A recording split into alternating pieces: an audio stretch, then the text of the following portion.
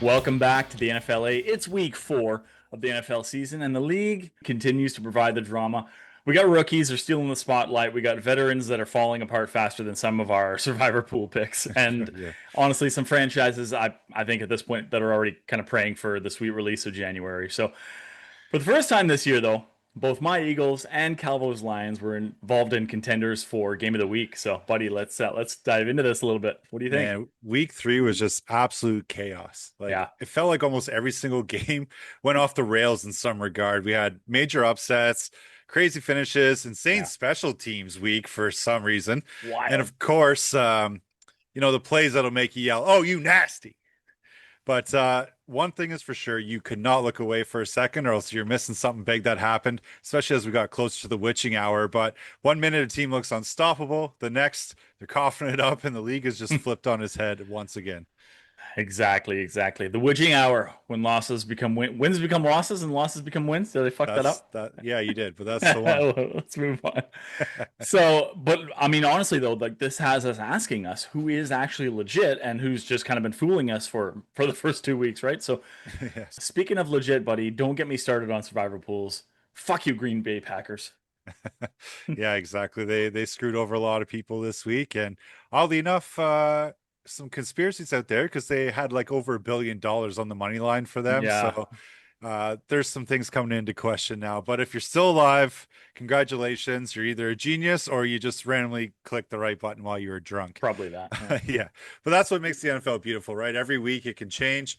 Nothing's safe. Your team could be a contender one week and then punched in the mouth the next. And that's why we love the American game. Yes, sir. So strap in, Bravonians. Like I said, we got rookies out here that are playing like they've been in the league for years. We got veterans out here that are playing like they've been retired for years. And we got some week 4 picks that'll absolutely ruin your week. So welcome to the NFLA, Canada's adequate attempt at explaining America's greatest soap opera. Calvo, we owe these people a week 3 rundown. What do you say we start on Thursday night? Sure. Well, my Bills, the lock of the week pick from last week, Yeah. did what we kind of anticipated them to do, although game was a little closer than most anticipated right through to the fourth quarter. But Bills come out on top 31-21. Looks like that Dolphins team kind of peaked back in August of probably 2024, let's be honest. Just like their fan base, 500 forever. It's a good way to be. But yeah, the Bills, they score a touchdown in every quarter, and big old Josh, he just keeps setting records. Fastest quarterback to 300 total touchdowns, breaking the record set by Mahomes last year. So you love to see it. Bills go to 3-0. Dolphins fall to 0-3, and some questions creeping in. A couple bright spots here. Miami's rookie Ollie Gordon, he scores his first career TD. That opened the scoring in the first quarter. Solid 1-2 punch there if you can get Devon Achane and Ollie Gordon going there with Miami. And honestly, they combined for 100 yards this game. Truly, they didn't look as bad as I thought that they would look. Like I thought this was going to be a blowout game. And they only lost by 10, and they actually kind of looked okay.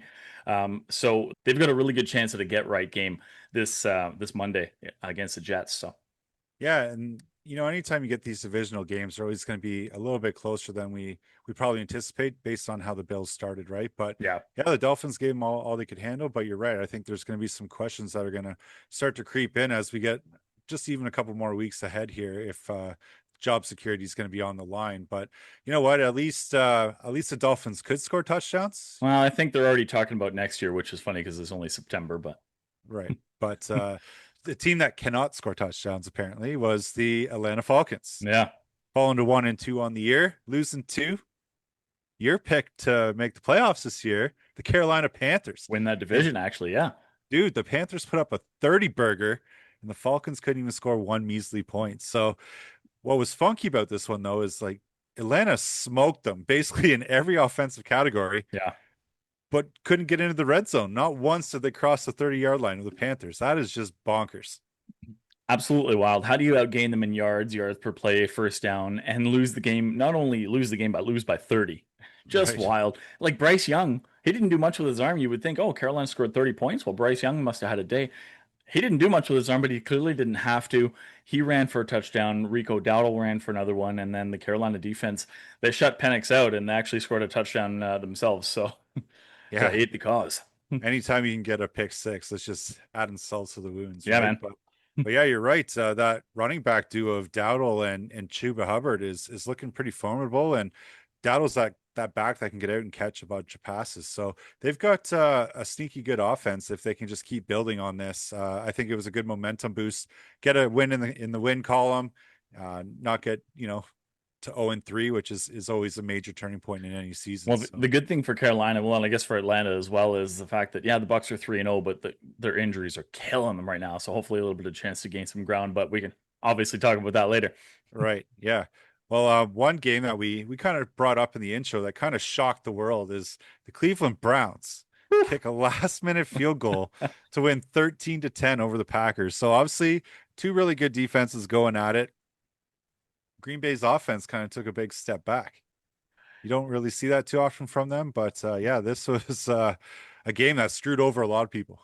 Well, they blocked a last minute field goal attempt by Green Bay, and then they kicked the That is last true. minute game winning field goal to walk that one off. So yeah, I mean, this game fucked me, along with hundreds, probably thousands of people in survivor pools. This was a heavy favorite on the week, and I don't know how they blew this, but I mean, yeah, we come in talking about how the Packers have one of the better defenses in the league, and then they add Micah Parsons to it. But the Browns, don't look now, they've got the highest ranked defense in the league through 3 weeks, buddy.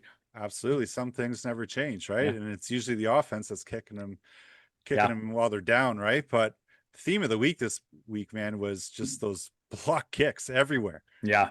everywhere. But like we said, it's two great defenses duking it out. But we saw a nice rookie debut from Quinshawn Judkins, who Do we a ever? lot of controversy in the offseason around him, whether he's even going to sign or go back to college, had some domestic violence charges that were eventually dropped. And the league is I guess kind of let it slide because there was no real evidence. So he's Yeah. on the field, but man, he looked pretty good. He almost rushed for 100 yards and scored a touchdown.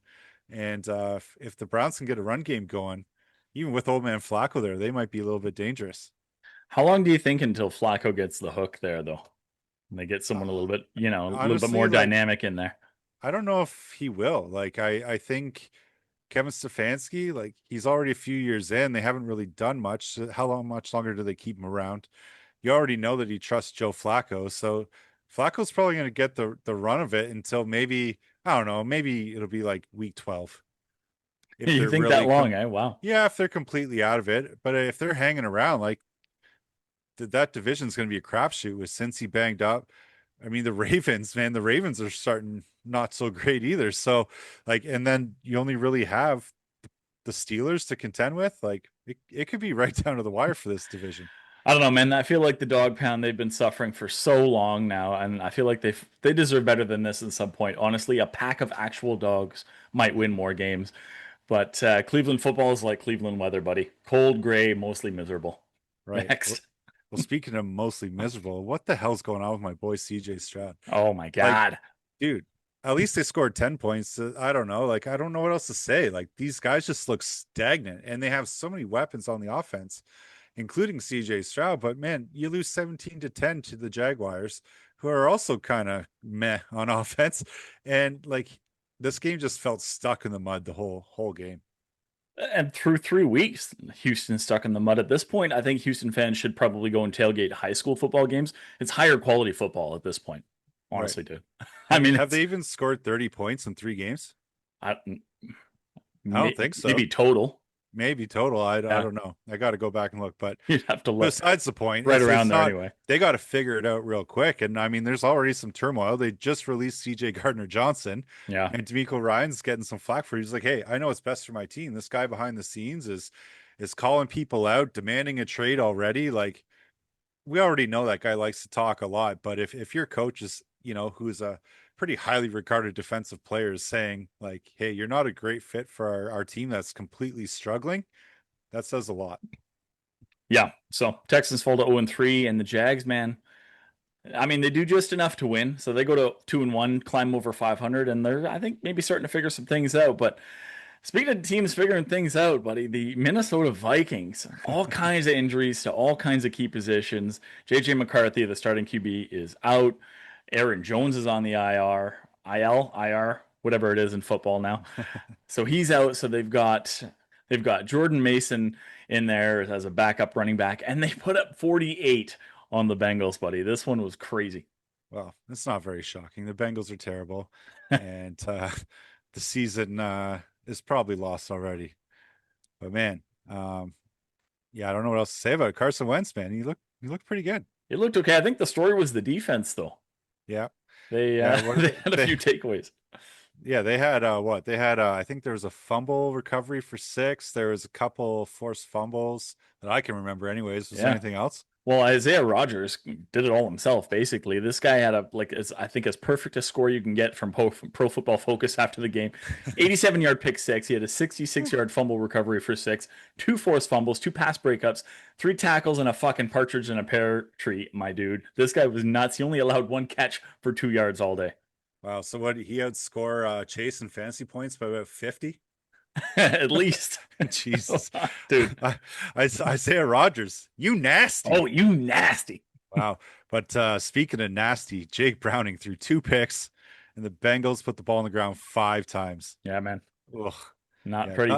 not a good recipe for success. Wentz did what he had to do. I think he only had like 6 incompletions. He tossed a couple touchdowns, filled in pretty well for JJ McCarthy, and like we said, Jordan Mason filling in for Aaron Jones. He ran for 116 yards and two touchdowns himself. So, Yeah. man, that Vikings team looking pretty good even with the injuries. Well, we knew Jordan Mason was going to be a good pickup for the Vikings. He filled in pretty Mm-hmm. admirably last year for the 49ers, like we talked about a couple episodes ago. So Yeah, man. if he gets his opportunity, look out. They just got to keep him healthy because he struggled with that a little bit at the end of last year too. So Yeah, totally. we'll see what happens. But man, why can't I get these dogs right? The one time I thought I had it right, the Patriots fall at home to the Steelers 21-14. But this game was pretty close, but I mean, not really. It shouldn't have been because Patriots put the ball on the ground four times. You can't, Embarrassing. you can't do that. And that was, I mean, kind of Ramondre Stevenson's problem last year. He did that like, what was it, 7 times last year or something like that? Yeah. Yeah. He's off to a good start doing it again this year. So, Right. yeah, Patriots shoot themselves in the foot. They don't look like too bad of a team when they're not turning the ball over, buddy. Well, hey, we've seen a lot of growth so far to Drake May, I think, under Yeah. Vrabel. And I wouldn't be surprised if Vrabel runs the hell out of them in practice this week, or they're doing so many drills where that ball's taped to their hand and they're not gonna, drop anymore, I don't think. But at least Yeah. they're not. Now, I mean, if their ball security in this game is even half decent, they win this game going away. Like Pittsburgh just didn't look great either. They could But have won that game by easily 2 touchdowns. yeah, they were Easily. handed the game. Yeah. So Yeah. And once again, Pittsburgh just really doesn't generate anything on offense. But Jalen Warren looks pretty good. We'll give him that. So that game was kind of a dud, but you know what was a game of the week candidate, my dude? Los Angeles Rams coming into Philly to play my Philadelphia Eagles. Eagles go to 3-0. They Meh. I mean, they had enough points to win even without the blocked field goal return for a touchdown, but add a little insult to injury. The big man, Jordan Davis, blocking the field goal, then picking the ball up and run it all the way down for the thick six to cap off as time expires. Eagles win by 7. And man, it was all Rams in the first half. Eagles erased that 26-7 deficit in the second half. They put up 26 unanswered themselves. And yeah, 2 blocked field goals in the fourth quarter. That last one as time expired to cap it off, buddy. This game was crazy. Well, Jordan Davis set a little record for the big man rushing. I forget what speed he hit, but it was up there. 18.59 miles per hour. Man, For a 330-pound guy. surprised he didn't crash through the end zone into the back of the. Can't stop. But Landon Dickerson had to help him take his helmet off after they were celebrating because he couldn't breathe. his head got swollen, Mhm. couldn't breathe. But was yeah, wild. I mean, pretty good comeback by the Eagles. Kind of pissed me off a little bit because, obviously I like the Rams too, but Yeah. and I don't like seeing you have any joy in life. But Of course not. Yeah. but yeah, I mean, it's just frustrating because like even Drew Brees said it, like the Eagles offense is just not fun to watch right now. They're super stale. Even talking with you during the game, you're like, why are they calling this play? You're running from so far, on a third down, just give yourself a couple extra yards to punt the ball. And I don't know, it took a lot for you guys to come back in this and maybe a little bit of luck with those couple block kicks too. I think we had like 33 yards in the first half. I think for passing yards, we were -1 in the first half. Yeah. It was wild. And like the Philly was getting booed off the field repeatedly. And I mean, we all know what the fans in Philly are like. Like they booed Santa. So if you think they won't turn on Jalen Hurts mid game, you're new here. Right.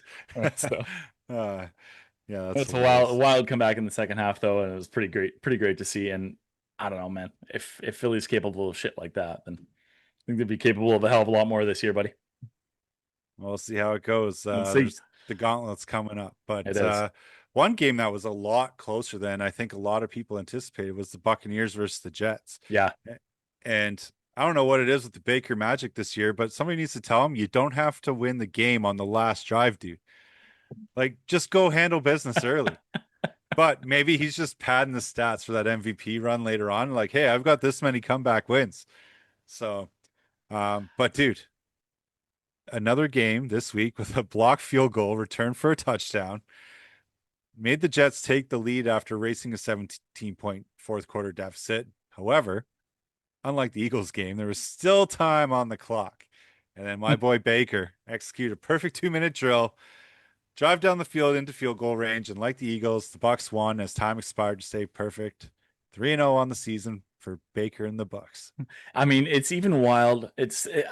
I can't even believe it. It's wild that Baker even had to lead a comeback drive because yeah, the Bucks were up by 17 in the second half. New York came all the way back. They blocked a field goal. They ran it down for the touchdown to take the lead. And yeah, Baker had to be perfect in that last few minutes, and he was. And the Bucks go to 3-0, but poof, that was a wild game.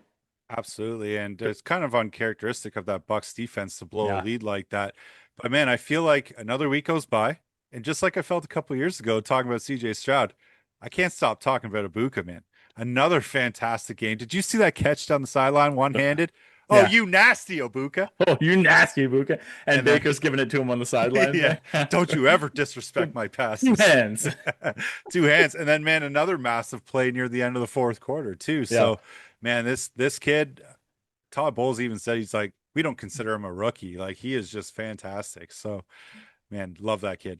And obviously knows the playbook well enough already. He's in on all he plays so many snaps on that offense already. So Yeah, we're kind of forced to. Godwin out. Now yeah. Evans is hurt, but Godwin's probably coming back. So yeah, he's going to be heavily relied on over these next few weeks while Evans gets healthy. So Yeah, buddy. it's Ibuka season in Tampa. Bucks go to 3-0. You know who else goes to 3-0? The freaking Indianapolis Colts, buddy. This team is a wagon right now. They win 41-20, knock the Titans to 0-3. Jonathan Taylor might be back, baby. He's leading the NFL in rushing through 3 weeks, and he added a trifecta of TDs to his stat line in this game as well. I mean, he and Indiana Jones looking pretty good so far. They keep the Colts perfect. Yeah. This is our Colts. This is our team. Don't do it. Daniel Jones is awesome.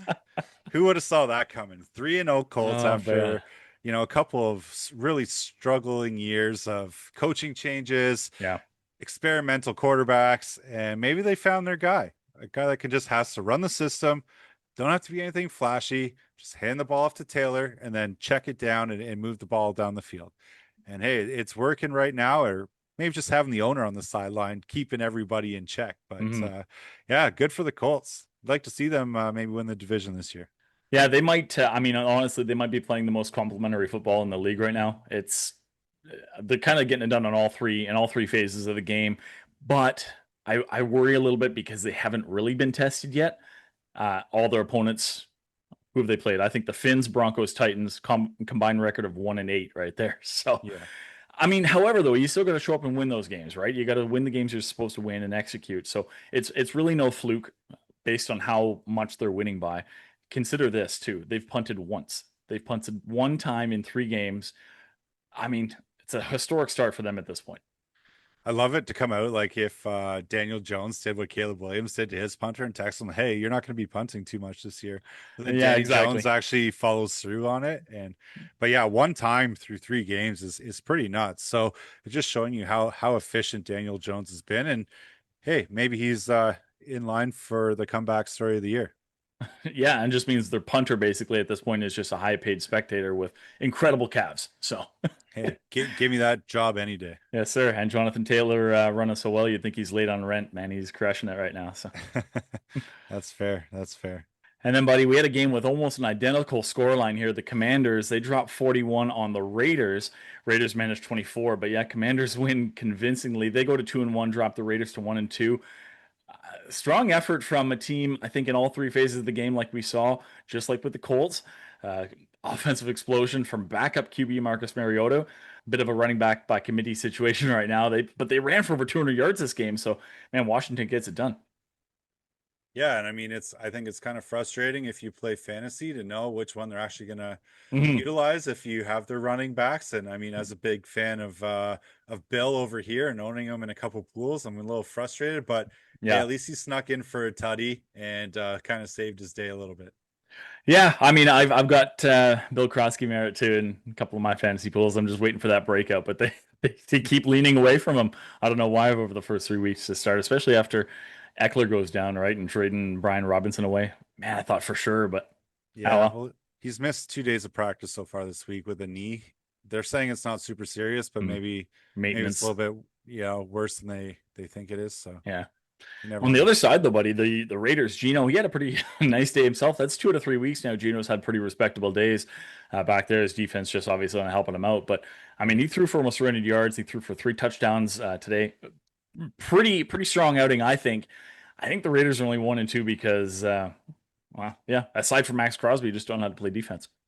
Right. Well, I think the reason why they are 1-2 as well is partially because of Gino. Gino didn't have a really great game last week, but Yeah. um, yeah, I think it's just a matter of time. There's some new faces there, right? They're learning a new scheme through Pete Carroll, so I think there's going to be a little bit of an adjustment period. But yeah, if Max can keep them in the games, then you never know what that Raiders team can do.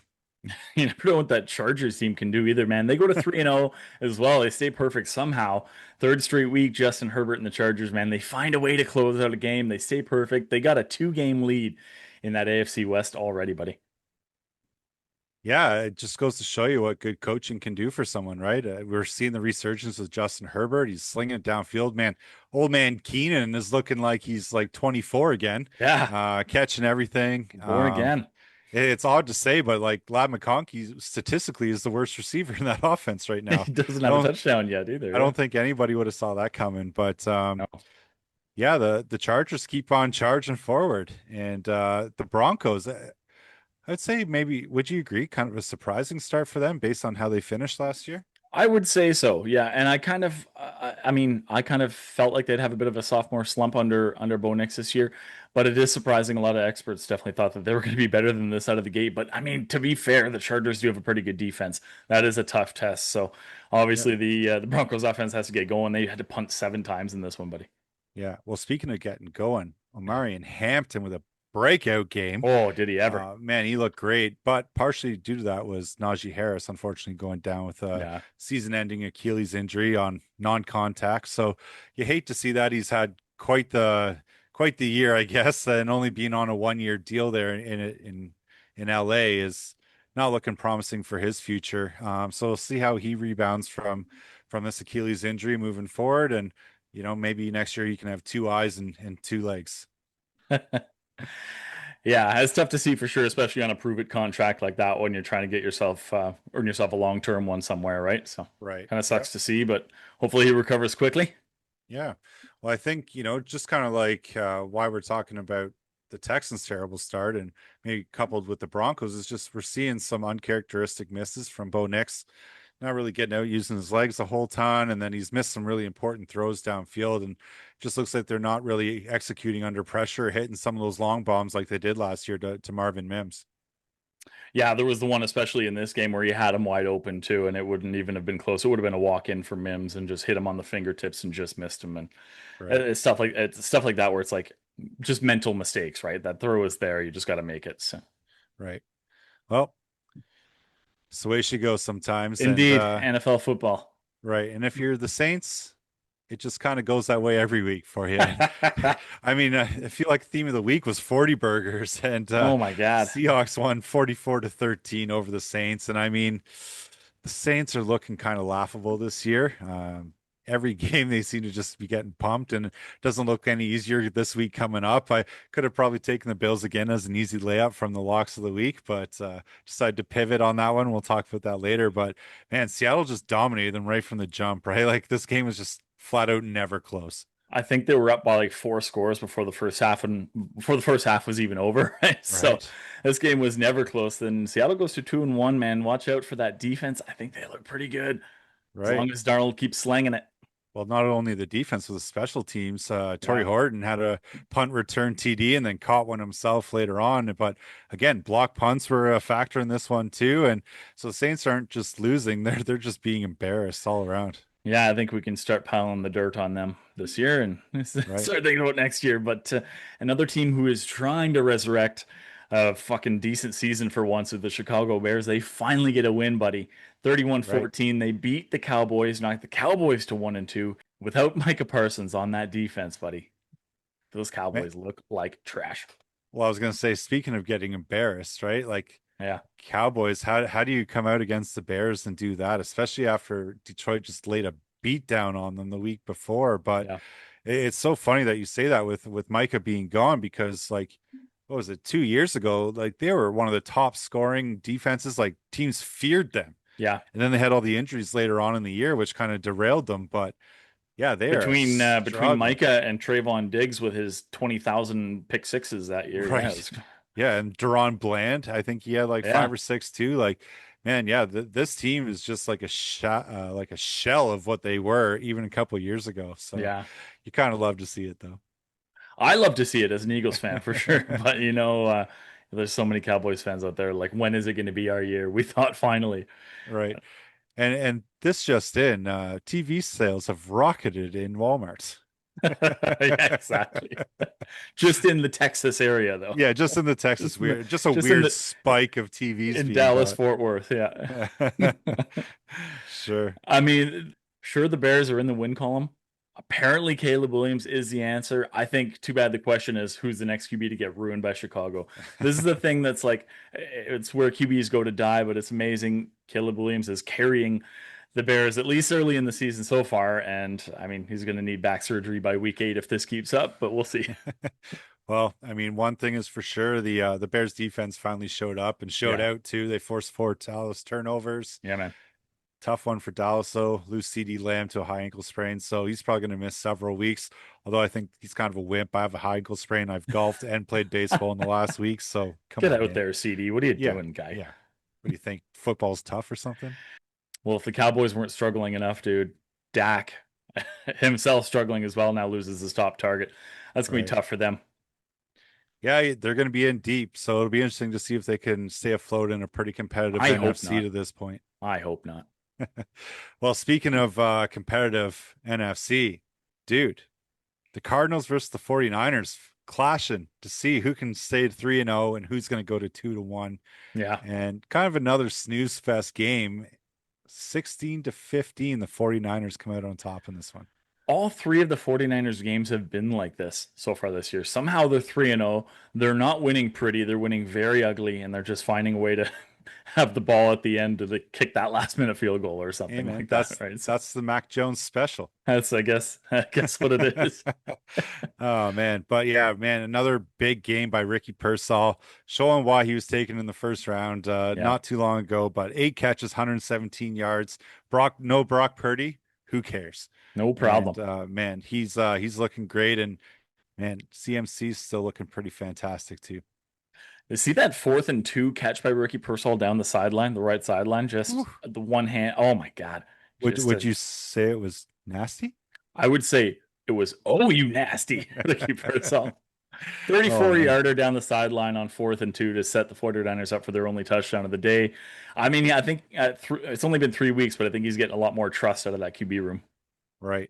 And hey, that's all you need. Sometimes all you need is just one guy, right? And Yeah. if you can just bide your time until like some of these guys like Ayuk, Jennings, Kittle, Purdy can get back on the field, Yeah. you're putting yourself in good striking position, right? And yeah, obviously the offense isn't really showing anything spectacular at this point, but hey, they're doing just enough to win, and that's all that matters. But just like last year, the injuries are starting to pile up, and they just lost Bosa for the year now too. So that's a huge loss for the defense. Yeah, I don't know how they're going to stay afloat unless they can start getting like all those offensive bodies back quickly because their defense just took a huge hit. Absolutely. Yeah. Speaking of unsustainable, I'll say it. I think the Chiefs are masquerading as a good team. They're a shitty team masquerading as a good team. Somehow they get by the Giants. I don't think they looked very good doing it, which is saying a lot because it was the Giants. But the Chiefs win 22-9. They finally get their first win of the year, 1-2. Giants are 0-3 and sit in rust, but we can talk more about that in a sec. Chiefs Mhm. find enough offense to get it done, buddy. Yeah, I mean, again, like you said, I don't think it was anything spectacular. They couldn't really get the run game going. Um, benefited from a couple long bombs down the field. Tyquan Thornton had a pretty good game, 71 Mm, yards receiving, and two long plays in a row. They called the first one back, and then you basically just did the exact same thing on the second one. But yeah. like you said, did enough to win. Giants continuing to struggle with Russ at the helm, but they did show some flashes. But man, Russell, he just looked ridiculous. Like that last drive too, like threw one off the goalpost, threw one down the tunnel. Like, what are you doing, man? Like, not even close to anybody, not even attempting to make a play. Like, you tell me you can't get out and use your legs on at least one of those, and yeah, just brutal. No, he's cooked. I mean, he cooked last week against the Dallas defense, but it looked like a completely different guy out there this week against KC. Turned the ball over a couple times. So, I mean, that was a pretty quick trigger finger by by Dable. They're going to go with Jackson Dart next week. Week 4, he's getting his first career start.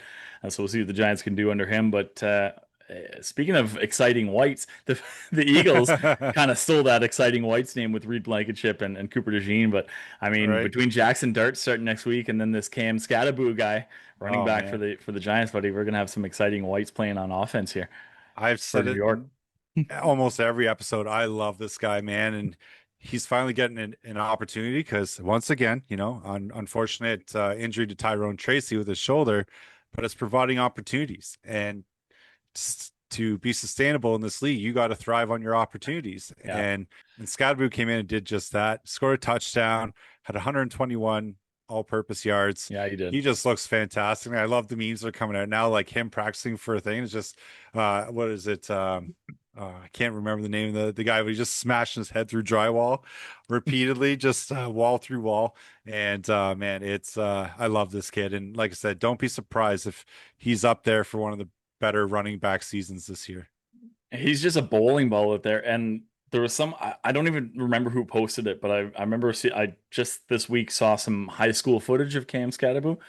There's one clip on a run where literally every member of the defense tries to tackle him, and he either Oh stiff yeah. or they bounce off of him, or and he runs for the touchdown after shedding like 14 tackles. It's unbelievable. It's Oh yeah. wild to watch, and this kid just you can't stop him. I think he had like in his senior year, I think he had like 3,500 rushing yards and 42 touchdowns. Yeah, man. Stupid, We stupid, had man. over 2,000 all-purpose yards in college last year. That was a So bowling ball. there's no way that guy should have went as late as he did in the draft. And man, the Giants got a steal there. And hey, bringing in the youth movement now. You got Neighbors, Scattaboo, and now you're bringing in Dart. Hey, maybe there's some hope in Giantland. I mean, their secondary is oof, it needs some work, but their pass rush is pretty good. So if they can start stringing a couple good series together, they can start winning a couple games here, buddy. Absolutely. Yeah. Well, speaking of winning a couple games, Here we go. my Detroit Lions face off against the Baltimore Ravens and probably the game of the week on Monday night, saving the best for last, in my opinion. But the Lions come out on top 38-30. And yes, while the score looks a little close, I don't think this game was really all that close. And man, for the first time ever, it feels like the Lions beat the Ravens, and especially under Lamar, he's crushed us for like the last 3 years. So you can't do much without a run game, right, bud? And luckily for the Lions, they've got Sonic and Knuckles. And it was Knuckles showing out this Oh game. This yeah, was absolutely wild. Only 12 rushes, but he went for 151 yards and 2 touchdowns. Gibbs had 22 carries and he only had 67 yards, but he also had right, 2 touchdowns. right. That was crazy. And they showed a little graphic there on, I think it was FanDuel or something. Someone put a prop for both Monty and Gibbs to have 2 rushing touchdowns. I forget what it paid out, but Holy, can you imagine even putting $5 on that? right, man, that's nasty. Yeah, Good on you, pal. But exactly. I think what was the most nastiest part about this game was the Lions defense. Like, I don't even know if the last time I've seen Lamar get sacked 7 times in like 4 games. He got Yeah. sacked 7 times in this one alone. Well, hanging on to And it way too long, but still right, making stupid decisions with it back there too. Yeah, and I mean the defense was complementing each other well. They blanketed the coverage really well, like Yep. shut down Zay Flowers almost entirely. Rashad Bateman was the number one for them in this game, but then it made Lamar hold on to the ball way too long. Anytime it looked like he was going to slip out, all of a sudden they're wrapping up his ankles and he was going down. Like I felt like that fourth quarter, like he spent more time on the ground than anything else. But it was pretty great and impressive to see for the Lions to do that in Baltimore of all places, right, against a pretty formidable team. And I know the Ravens are 1-2 now, but I don't think you can ever really sleep on them, right? But um, I know we just kind of talked about the duo of Gibbs and Montgomery scoring a touchdown. I think that's the 10th time that they've each scored a touchdown in a game. It's crazy. And couple that, them with St. Brown is the first trio in like NFL history to have over 10 games where they all score in the same game. That's wild too. I know. What a stat. So That offense is scary good. everyone was worried about the offense in week one. And obviously, the defense is pretty good in Green Bay. And Mhm. they probably took us a little bit by surprise in week one, but I think it's safe to say that the offense is back. We're running trick plays, going forward on fourth down. Yeah. I'm here for it. I love it. Well, I think I could admit this was probably the game of the week. They went back and forth. They went shot for shot most of the game. Yep. Detroit got that two-score lead late, and then the Ravens kind of made that late push, but then making mistakes at the end and couldn't overcome it. But Yeah. I really think that like Detroit, I think they 51 or something. What was it? 51 they scored against Chicago last week. Yep. 38 this week. The offense is back. Lions go to 2-1. They're looking scary again. Well, and a big reason why the Ravens are 1-2 right now is because Henry keeps putting the ball on the ground. He does. And like Uncharacteristic of him. very uncharacteristic, and that's three in a row. And I mean, they showed him on the sidelines after Hutchinson punched it out on him, and it almost looked like he was going to cry. Like he had that look on his face. He Yeah. just looked so baffled and like heartbroken that he let his team down again. And like, yeah, it's just so uncharacteristic. But I'm sure he'll clean it up. They're not going to go away from Henry. He's still a beast. And but outside of one long run against us for that touchdown, like he didn't really do much against us at all. So it's good to see the run defense in full form and then the coverage downfield. It's going to make some teams not want to play us for sure. Definitely not. So that was great. That was a great Monday nighter to cap off the week. And so that'll do it for the week 3 rundown, everybody. And we've got a new segment that we're going to toss in for the first time ever. We're going to each pick a dumpster fire of the week. We're each going to pick a team that just came out and laid a fucking egg on the field this week. And I think this one's going to be fun. So, buddy, who have you got? Dumpster fire of the week. Well, I think I got to go with the team that took the biggest dump, right? And that's the Oh Atlanta my God. Falcons. Like, how do you 0 have points. Ugh. 0 points with that much talent on your team? You can't even cross the other team's 30-yard line. Not even the other team, the Carolina Panthers Who are not known 30-yard for their line. defense. You can't kick one field goal. Like, you just got a new kicker. You don't even want to try and use them. Well, Exactly. what the fuck, Atlanta? Like every year, I feel like we do this. We're like, oh man, they look so good. They're gonna crush this year. Same old dumpster fire. And that's like to me, they're starting to just look like the Jets, where they just find a way to lose no matter how good of players they bring in. Or Yep. I don't know what their They're deal is. they're the new Browns and the Chargers, Yeah, exactly. right? Oh my Falcons gonna goodness. Falcon this year, my dude. Yeah, I don't know if there's really anything else to say. I mean, it's just embarrassing. You can't get skunked when you have the opportunity to kick multiple field goals. Yeah, exactly. And talk about embarrassing. I got a dumpster fire of the week for you. How about the team that turned it over 27 times? Fucking Cincinnati Bengals. You had an opportunity. I know you were starting to back up quarterback in Jake Browning as well, but you had an opportunity here to come out, take advantage of a team that was starting to back up an old grizzled veteran, Carson Wentz, who's been around the block a few times, has been injured 14,000 times in his career.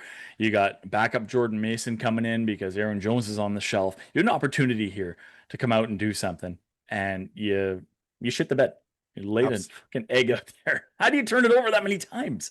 I know it's just embarrassing. And I mean, I went on the record last year saying how I thought the Bengals are terrible. They don't have a defense. They're never going to get it done. Yeah, They go out again this offseason, embarrass themselves, spend all their money on their offense. yeah. Their best defensive player threatens to walk, and somehow miraculously he's back with the team. Joe Burrow gets hurt in week 2, and you know what? Maybe it's just time to write an obituary here. So, we're gathered here today to mourn the Cincinnati Bengals. whose season tragically came to an end in week 2. They came in full hope, left us with nothing but turnovers, broken promises, and the kind of defense that you'd probably expect at a flag football game. Fans prayed, the coaches schemed, but as we know, the NFL is just merciless. With the loss of Joe Burrow, the team just has, you know what, we're going to end our season right here. Thanks a lot, guys. See you next year. So as we say goodbye, let us remember that as per usual, the Bengals season is over by week 4. Obituary. I love it. Sorry, man. It came to me. I just had I to go love with it. Oh man, it. hold on. I think I got one too. I think I got one too. Okay.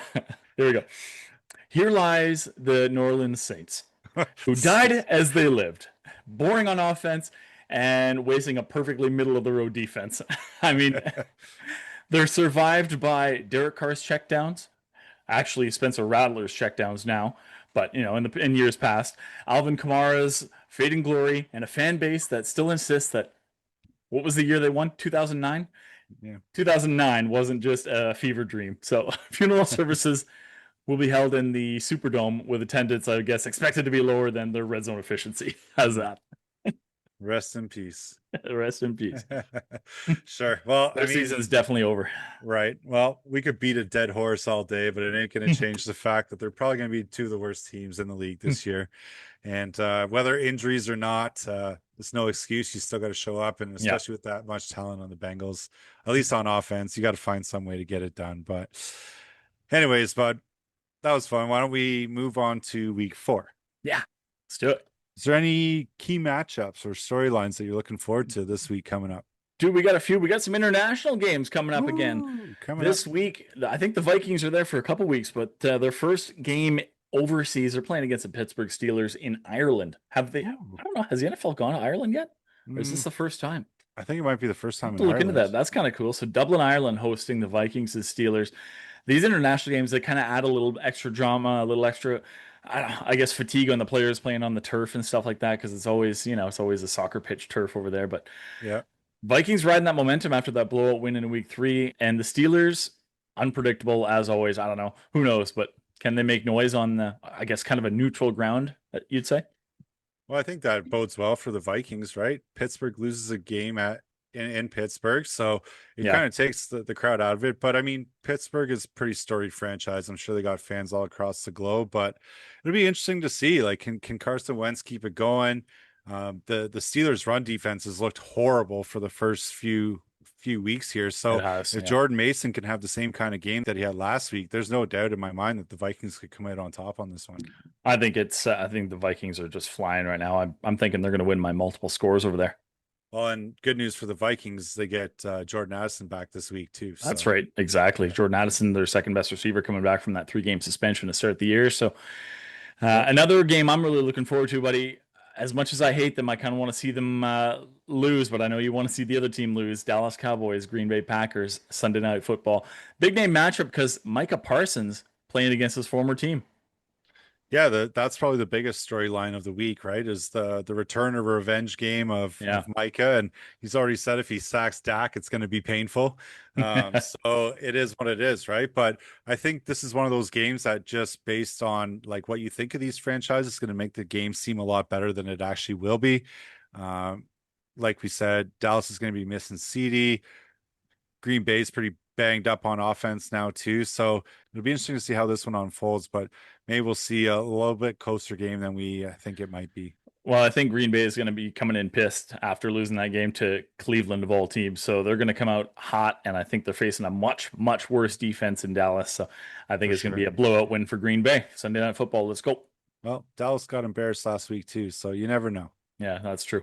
You never know. But one game that I think might be candidate for game of the week is your Eagles versus the Tampa Bay Bucks. And it feels like anytime these two teams face off, could go either way, right? It's never really a sure thing for you guys. So it'll be interesting to see how it goes, because this is the second week in a row that Philly's facing an unbeaten team.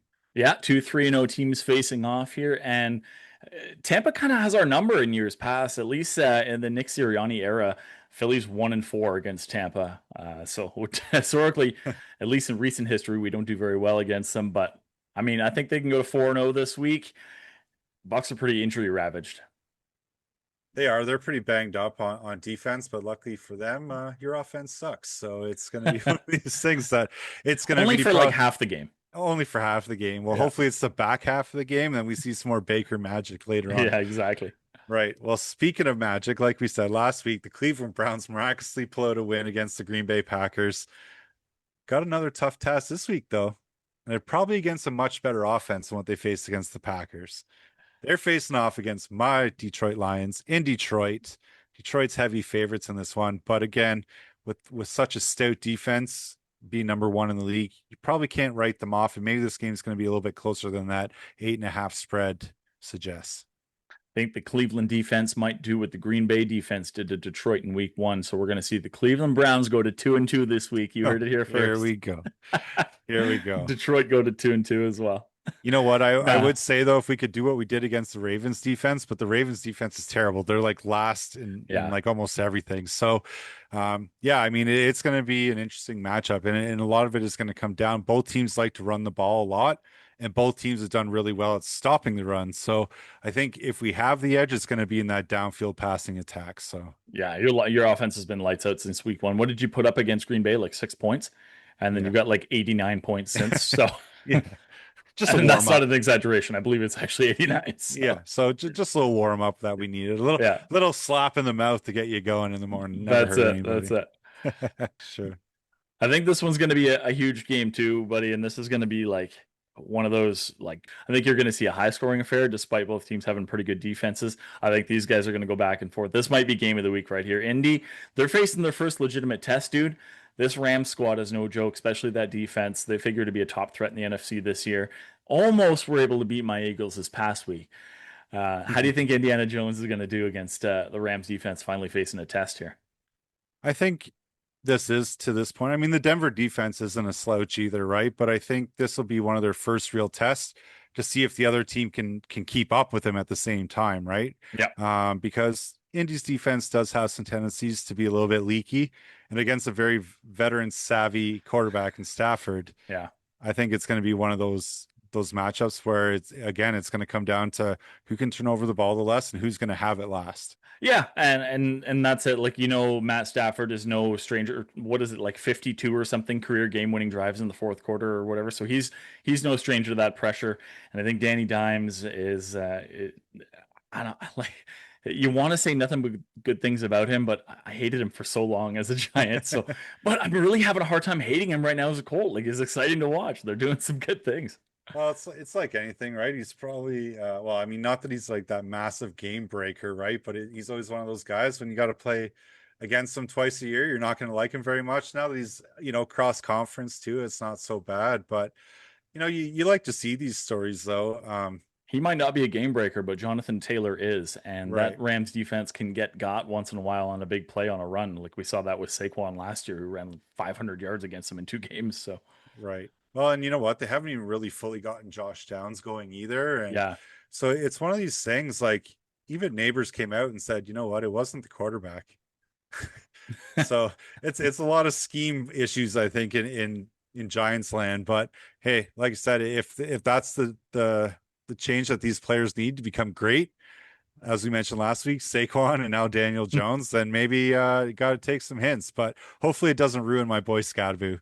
If you don't ruin anybody, please let it be Scadboo because I love that guy.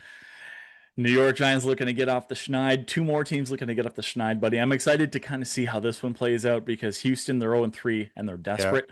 The Titans, they're 0-3, but they're kind of rebuilding. Man, Houston, they've got to get it going. This is a good chance to get shit going this week for them. You know So, what though? If there's ever going to be an upset this week, it's probably going to be this one. yeah. Like honestly, Someone's like going to earn their first win or fall ass backwards into their first win of this year. absolutely, Yeah. and I don't think it's going to be Houston. As weird as that is for me to say, because I've pumped them up for 2 years, but they just do not look like them. I don't know. It's weird. We've got another huge game, buddy. Chiefs and Ravens. These teams are both 1-2. Who would have thought these two heavyweights would be 1-2 at this point in the year? Keep in mind, the loser of this game is going to be 1-3. Weird to think of either the Chiefs or the Ravens at 1-3, but it's going to happen after this week. Two franchises coming in with something to prove. Well, if any team out of these two could afford to go to 1-3, just based on their division, would be the Ravens. Yeah. in my opinion, because the Chargers are playing quite well. You have to think the Broncos are going to figure it out, and the Raiders are hanging around in these games because they've Hmm. actually got a quarterback now. So like if you're the Chiefs and you go to 1-3, you're in extreme danger of missing the playoffs. Exactly. And that's pretty crazy to think, like especially with how well the Colts are playing too. Buffalo's crushing everybody. Hmm. So it's like this might be the year that we see them miss. And I don't think anybody except for their fans is going to be upset about it. Well, exactly, and like you said, and even in the AFC North, even if Baltimore falls to 1-3, the Bengals are 2-1, but they don't have Burrow. Steelers are 2-1, but who knows what you're going to get out of them every week? They're not great. They're destined for a 9-8 season, like you said. Right. Yeah, and the Browns are the Browns. So Right. yeah. Yeah, it's going to be tricky, and I mean that opens the door for teams like the Jags, right? Mhm. Yeah, like it's just going to be weird to see how that AFC unfolds over the course of the year, for sure. So those are the key matchups we're keeping an eye on. Week 4 coming up. It should be another banger. Hopefully not as bad for us in our survivor pools and everything else like that, but Right. a little bit easier to predict this week. But I think we should move on. What do you think? Let's talk locks and dogs for week 4. You think this week was easy? I don't know. I was looking at it, I was like, man, I don't like any of these No, matchups I didn't like them outside of either. like maybe three. And like I said earlier, I could have taken the easy layup and taken the Bills again. I think that's just a little bit too easy, you Hmm. know. If Josh Allen isn't benched in the third quarter, something went terribly wrong for the Bills in this one. Exactly. Yeah. And maybe I'm taking a little bit of a ballsy pick here for my lock, even though they are a little bit heavily favored. But I'm going to take my Lions. Okay. Who do you got? I'm gonna go. I'm 2-1 on locks because I picked the Packers last week. I don't know how they lost to the Browns, but they lost, so that ruins my perfect record on locks. But I'm gonna look You at know it who get is back in perfect the. though? Yeah, you got the 3-0 record on locks. So, but I'm gonna go to 3-1 this week. Hopefully by picking the Rams. I think the Rams are actually going to knock off the unbeaten Colts. That's fair. That's fair. Yeah, I mean, you can anytime you got Matt Stafford playing and got those weapons, it's hard to count them out of any the game. Rams But look so scary this year. yeah, well, you may not be able to correctly predict the locks of the week all the time, but you definitely got me beat on the dogs of the week. You're up 2-1. Yeah, you're I'm 0 on and 3. 3. Oh, I love it. Every time I pick one, I just can't pick the dogs, I guess. But I'm going to take another gamble this week. And you know what? For my dog of the week, I'm going to take the Buccaneers at home against your Eagles, purely for the reasons that we kind of talked about. I'm not even trying to hate on this one. Okay. Bucks have had your number over the last few meetings. Yep. It's in Tampa, which is another huge boost. Hmm. And Baker's just playing at a really high level, and I think that their offense can outpace yours right now. I mean, it's fair. I have some questions about my own team after last week for sure. But yeah, you picked the Pats last week. They fumbled the game away literally. So you're going to go with the Mm-hmm. Bucks as your dog to beat my Eagles. I think I'm going to go with. I went to 2-1 because I finally lost a dog pick. Last week I picked the Giants who lost on what was it, Sunday night? Sunday night to KC. Yeah, so I'm going to go with the Jags this Yep. week. They're underdogs to the 49ers, but I think the Jacksonville Jaguars wreck that perfect 3-0 record that the Niners have. Hey, So that's my dog. it's very possible, especially with the defense being banged up. And I mean, the Jags offense hasn't been the worst, but I'm not impressed with Trevor Lawrence. And I've said this for like the last 2 years. Like he just looks not great. He's doesn't look like he can throw the ball more than 15, 20 yards down the field. Yeah. He's just ruining Brian Thomas Jr. and Travis Hunter right now. Struggling getting going for sure, but give them some time, man. I think they're gonna be okay. It's still fairly early. I'm gonna call Bashal Tootin though. Rookie running back, Bashal Tootin. He's gonna have 2 rushing touchdowns this game. Ooh, Yes, sir. Bank. dang. Doing some bold predictions for the week. So that's the locks and dogs. We'll see how that pans out next week. What do you think, buddy? You got anything else you want to cover here? I do want to give one honorable mention to a player of the week last week, and Okay. it's not going to stand out on the score sheet at all. And it is a little bit of favoritism because he is a Detroit Lion. But outside of like that opening drive for the Lions, Jameson Williams did not touch the ball one time after that. But he was key in like he was getting his ass downfield. He was blocking. He sprung a couple of huge runs, and I think maybe sometimes we got to recognize these things a little bit more. One thing I wanted to talk about in when we were talking about the Lions game actually was the development of the rookie guards that we have. We have Mahogany and Ratledge, and man, they were creating gaps that even you and I could run through that whole game against a pretty good Baltimore front line. But I know we're beyond that game now, but I just wanted to say, like, you got to win doing the dirty work is more what I'm trying to say, and I think we're going to see some of these players start taking over some of these games as we move down the stretch here. Jameson Williams getting your Bravo for grittiest worker. Grittiest worker, yeah. Running routes all game and not catching a dang ball. Yeah. So it's looking like he's not contributing, but Right. Exactly. a bit of a loser out there, but he's Yeah. Whatever. Yeah. I meant to talk about it in the actual Detroit game. We just kind of moved on, but let's highlight a guy who's not catching penny passes. oh, you nasty Jameson Williams. I love it. All right, buddy. Well, I think that's going to do it for us then on this week of the NFLA. Thanks to all the Bravonians for tuning in. Seriously, you could have been doing anything else, spending time with your family. Instead, you choose to rot your brain with us, and we appreciate it. So if you like what you hear, smash that like button. You can even leave us a comment, give us a hot take, something we can incorporate into a next week's show or a future episode. Right. And whether you like it or not, we're going to be back next week, recapping week 4, talk about all the major storylines. We'll see if we can sprinkle in a couple other segments in there. Mm-hmm. But yeah, again, if you like it, we appreciate it. And if you didn't, oh well, there's always next week. That's right. We'll be back here regardless. More and more reason to come back and watch because we're going to be back with more bad takes, more survivor pool casualties, more reasons to question why you love football in the first place, buddy. But I, question it weekly when the Eagles stress me the shit out. But we do appreciate you listening is what we're trying to say. Your therapist probably doesn't at this point, but if you enjoyed our show and you had a few laughs, that's great. If not, you can blame Calvo. Blame me. But you're like one bad take away from being replaced by AI. Let's just face it. Yeah. Come on. And honestly, it's probably an upgrade. At least I could debate him, no problem. Fuck you. But no, seriously though, our listeners, we do this for you, even if they're few and far between. We really enjoy talking football, and we really hope that you like hearing the content. And in the future, we're going to try and get some other people on just so you can get some different perspective from fans of different teams other than the Eagles and the Lions, because let's be real, we are pretty biased of our teams.